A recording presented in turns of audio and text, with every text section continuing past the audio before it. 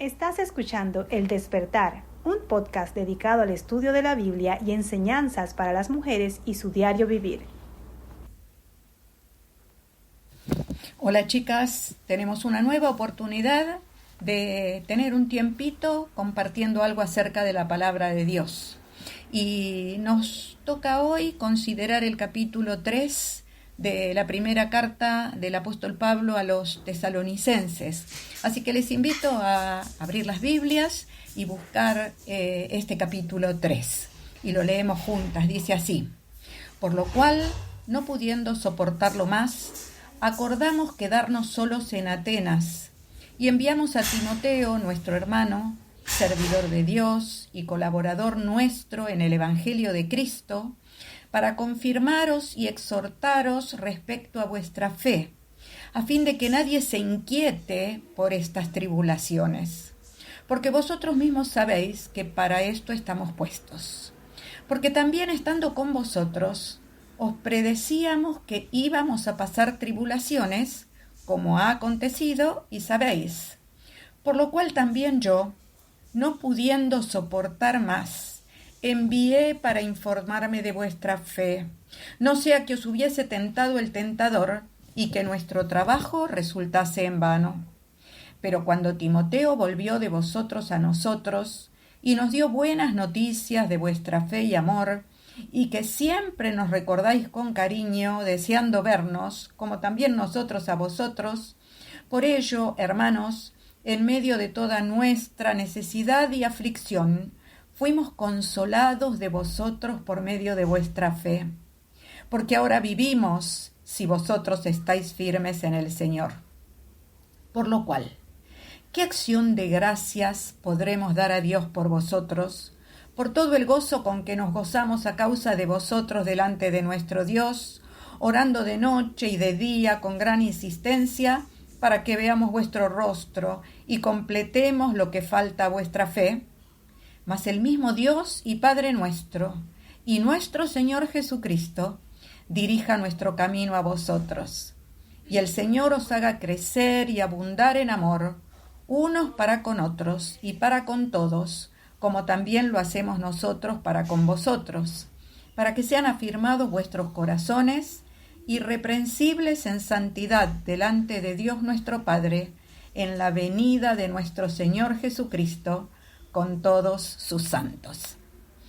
Y si quieren acompañarme también, quisiera leer unos poquitos versículos en el libro de los Hechos, en el capítulo 17, que nos van a ayudar para ubicarnos en todo esto que el apóstol Pablo les está diciendo a los hermanos de Tesalónica.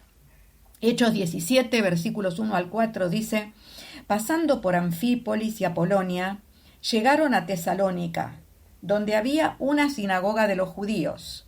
Y Pablo, como acostumbraba, fue a ellos, y por 3 días de reposo discutió con ellos, declarando y exponiendo por medio de las Escrituras que era necesario que el Cristo padeciese y resucitase de los muertos, y que Jesús, a quien yo os anuncio, decía él, es el Cristo.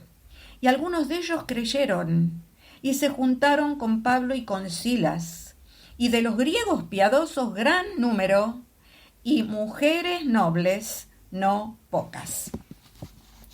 A fin de ubicarnos en el momento en que Pablo escribió esta carta y abrió su corazón respecto de lo que él sentía, según leímos en este capítulo 3 de Primera Tesalonicenses, vale la pena hacer un poquitito de historia.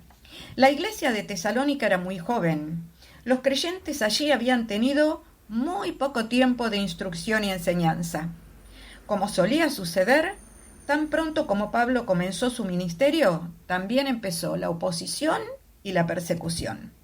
Y por consejo de los mismos hermanos de Tesalónica, tal como nos cuenta el capítulo 17 de los Hechos, tanto Pablo como sus compañeros de ministerio tuvieron que irse de la ciudad de Tesalónica. Allí quedaba una preciosa iglesia, formada por creyentes muy nuevitos en la fe, entre los que, como leímos recién, había muchas mujeres nobles. En Atenas, mientras tanto, estaba Pablo solo, y todos, tanto Pablo solo en Atenas como los hermanitos de Tesalónica estaban pasando por diversas aflicciones. Vamos a ver algo acerca de estas situaciones.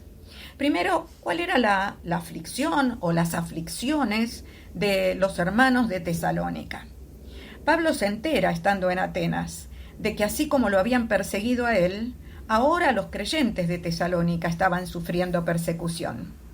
Los tesalonicenses no ignoraban que esto podía pasarles, porque entre sus enseñanzas, tal como leímos en el capítulo 3, Pablo les había advertido que seguramente llegarían las aflicciones, los problemas y las tribulaciones. Para nosotras tampoco es ninguna novedad que a lo largo de nuestra vida tendremos pruebas, aflicciones y dificultades de todos los colores habidos y por haber. El Señor Jesús nunca nos engañó. Él lo dijo con toda claridad mientras estaba aquí en la tierra. Estas cosas os he hablado para que en mí tengáis paz. En el mundo tendréis aflicción, pero confiad, yo he vencido al mundo. Podemos leer este texto en Juan 16:33. Ahora, a estos hermanitos de Tesalónica les tocaba pasar de la teoría a la práctica. Y todos sabemos que esos suelen ser momentos muy difíciles. Uno de los ataques a estos nuevos creyentes por parte de los que se oponían al avance del Evangelio era hacerles creer que Pablo no tenía el más mínimo interés por ellos, por eso se había ido. Estaban siendo seducidos por una mentira que podía hacerles tambalear en su fe. Y a veces la persecución en los pensamientos es peor que la persecución física. Mientras los hermanitos de Tesalónica padecían esto, Pablo estaba en Atenas también con muchas aflicciones. En los versículos 1 y 5 que leímos allí del capítulo 3, Pablo mismo dice que había tenido tal preocupación que no podía soportarlo más. Y en el versículo 7, Pablo dice que estaba en necesidad y aflicción. La Biblia de Jerusalén traduce este versículo diciendo que Pablo estaba en congojas y tribulaciones. Pablo tenía una especie de combo de situaciones que lo afectaban. Primero estaba solo en Atenas. Él mismo, tal vez habiéndolo consultado con Silas y con el mismo Timoteo, pero fue una decisión que tuvo que tomar. Él mismo había enviado a Timoteo a Tesalónica, pero a pesar de esa decisión tomada, al estar solo, él se sentía como abandonado. Al menos los estudiosos de la Biblia nos dicen que esa es la interpretación correcta de las palabras en el original. En segundo lugar, lo leemos ahí en el libro de Hechos, él estaba muy afectado viendo la idolatría tremenda que había en Atenas. Y por otro lado, él estaba muy preocupado por aquellos a quienes les había hablado de Cristo y se habían convertido y ahora estaban bajo la presión de la persecución. Y a pesar de su situación personal, a pesar de que él estaba en angustia, en necesidad, en aflicción, en congoja, no podía dejar de pensar en sus hermanos y hermanas más nuevitos en la fe. Se preguntaría tantas veces, ¿estarán firmes en la fe? ¿Habrán sido tentados por el diablo frente a la persecución? ¿Estarán inquietos por esta situación del enemigo, por esta seducción del enemigo? ¿Habría sido en vano todo el trabajo que hicimos en Tesalónica? Ahora, Pablo se podría haber sentado en una silla y haberse quedado llorando su situación, pero eso no fue lo que hizo. Él inmediatamente actuó. Aunque él se quedaba solo en Atenas, decidió enviar a Timoteo, no solo para tener él noticias de sus queridos hijos espirituales, sino para que ellos fuesen confirmados en la fe, consolados, afirmados, ayudados, fortalecidos, instruidos, todo lo que les hiciera falta. Así que Pablo les envía su única compañía humana en aquel momento. Para Pablo, Timoteo era no solo su hermano, como dice allí en el capítulo 3, era un servidor de Dios, pero era su colaborador directo. Pero él prefiere quedarse solo, poniendo primero a sus hermanos más necesitados antes que su propio bienestar. Me gustó la frase de un conocido teólogo que dice: es una tentación siempre presente la de cambiar la lealtad a Cristo por el confort personal, esquivar la cruz yendo en pos de la corona. ¿Quién de vosotros no tiene que orar? Perdóname, Señor, por encontrar tan a menudo la manera de evitar el dolor y el sacrificio del discipulado. Fortaléceme hoy para andar contigo, cueste lo que cueste. Tremenda oración, pero realmente muy importante para poder llevarla a la práctica. Pablo escribió esta carta a los tesalonicenses cuando Timoteo ya había vuelto, cuando Timoteo ya estaba de vuelta con las buenas noticias, como dice él. Los hermanos de Tesalónica no solo estaban firmes en la fe y en el amor, también lo recordaban a Pablo con mucho cariño, estaban deseosos de volver a verlo.